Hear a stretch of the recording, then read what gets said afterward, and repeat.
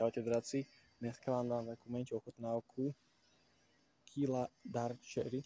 Poviem vám, že ja žujem ako skoro už rok a iba som chcel takú menšiu ochutnávku tohto. Poviem vám, ja som bol teraz vo fitku, môj bike Specialized Cross Trail 2018 Mechanical Disc.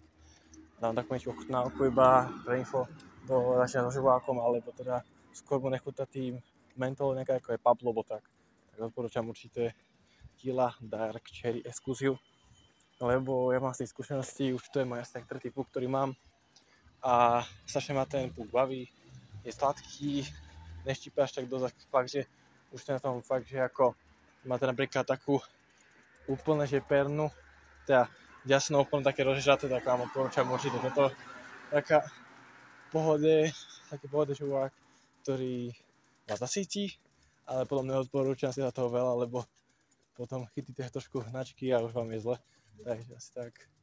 Takže tomuto puku dávam 10/10, milujem ten puk, takže kto by chcel určite si ho kúpte a vyskúšajte to sami. Dajte mi potom do komentára vedieť, aký puk mám skúsiť. Takže zatiaľ čau.